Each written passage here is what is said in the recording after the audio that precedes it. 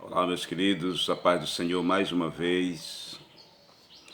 Eu queria trazer aqui rápida e direta uma palavra de Deus para você. Lucas capítulo 9, versículo 23 diz: Se alguém quiser vir após mim, negue-se a si mesmo e tome cada dia a sua cruz e siga-me, porque qualquer que quiser salvar a sua vida, perdê-la-á, mas qualquer que, por amor de mim, perder a sua vida, salvá-la. Essa é uma palavra que muitas vezes tem sido mal compreendida no meio evangélico. Jesus ele deixa bem claro que o evangelho não é aquilo que nós queremos que ele seja, mas o evangelho é aquilo que Deus quer que nós sejamos. Quando você vai ver a trajetória de Jesus, você percebe que ele está cumprindo uma agenda de Deus. Não é diferente conosco. Quando você vê Mateus capítulo 16, a partir do versículo 21, diz a Bíblia que Jesus ali começa a falar aos seus discípulos que ele convinha ir a Jerusalém e padecer muito dos anciãos, dos principais, dos sacerdotes, dos escribas, ser morto, mas iria ressuscitar ao terceiro dia. Então, naquela ocasião, o então discípulo Pedro, ele dá uma chamada em Jesus, ele repreende Jesus. Diz o texto aqui que ele chama Jesus e repreende, dizendo: tem compaixão de ti, de modo nenhum te acontecerá isso. Mas Jesus ele percebe que há algo muito errado ali. Então, meu querido, uma coisa muito importante para compreendermos, e no texto que eu li, o próprio Senhor vai dizer que é por amor a Ele que nós devemos segui-lo. Ele vai dizer assim: porque qualquer que quiser salvar a sua vida, perdê-la-á, mas qualquer que por amor de mim perder a sua vida. Hoje a gente vê uma coisa estranha. Na verdade, as pessoas estão buscando o evangelho ou as igrejas não por amor a Cristo, mas por amor a elas mesmas, porque elas não estão buscando a Cristo ali, indo às igrejas ali, com a motivação do evangelho.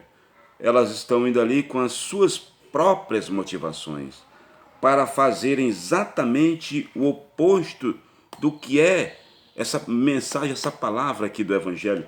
Jesus diz a todos, está aqui no começo: se alguém quiser vir após mim, negue-se a si mesmo. Na verdade, as pessoas estão indo ali para que elas cada vez mais se assumam, tomem posse, reconheçam cada vez mais sua identidade. E aí, diz assim: tome a sua cruz e siga-me. As pessoas não estão indo ao evangelho para tomar a sua cruz. As pessoas estão indo ao evangelho para tomar a sua bênção, posse daquilo que elas acham que é dela, serem abençoadas, buscar felicidade. Uma felicidade oposta da proposta do evangelho. Uma coisa interessante eu estava vendo agora há pouco: se você olhar as bem-aventuranças, dentro dos princípios de Cristo, é o oposto das bem-aventuranças do princípio do mundo, porque bem-aventurado é aquele que é feliz. E quando você vai lá para as bem-aventuranças do Evangelho, no capítulo 5 de Mateus, você vê que é totalmente diferente do que diz o mundo, do que é ser feliz ao mundo, né? Então, querido, voltando aqui para o texto de Mateus, quando o apóstolo Pedro, o discípulo Pedro, dá ali aquela chamada em Cristo, Jesus vai e diz para ele uma coisa muito séria, porque o próprio Senhor percebeu ali a malignidade do que estava por trás de tudo aquilo.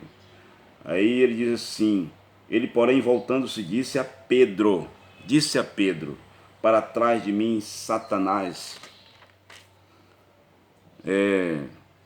que me serve de escândalo, porque não compreendes as coisas que são de Deus, mas só as que são dos homens. Nós somos tão ligados às coisas desse mundo que não compreendemos os planos de Deus. Mas é importante que a gente exatamente neguemos a nós mesmos para que assumamos aquilo que Deus nos oferece. É importante que a gente compreenda que nós já nascemos debaixo do pecado, que esse mundo jaz no maligno e que nós já, como disse o apóstolo Paulo aos Efésios capítulo 2, nós estávamos mortos. Então, para que sejamos um bonequinho de Satanás é a coisa mais simples que tem. É por isso que nós precisamos negar a nós mesmos por amor a Cristo e buscar compreender que as palavras de Jesus jamais devem servir de escândalo para nós, por mais estranhas, por mais difíceis, por mais controversas que a gente possa achar que elas sejam. Mas nós não podemos, em hipótese alguma, ter isso como escândalo. É uma das suas bem-aventuranças, quando ele diz: bem-aventurado aquele que não vê em mim escândalo algum, porque, aí ele vai dizer a Pedro, porque Satanás não compreende as coisas que são de Deus. As coisas que são de Deus são diferentes das nossas. O profeta Isaías já fala isso claramente. Ele vai dizer que os caminhos de Deus não são os nossos caminhos, os pensamentos de Deus não são os nossos pensamentos, os caminhos de Deus são mais altos, os pensamentos de Deus são mais altos, mas para nós compreender isso é muito difícil. É muito difícil. Queridos, essa é uma palavra para que a gente medite cada vez mais na proposta do Evangelho para a nossa salvação, para a nossa vida.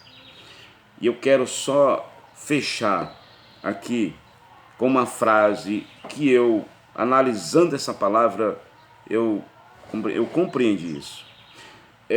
Quanto mais você se faz inocente da cruz de Cristo, mais você se constitui responsável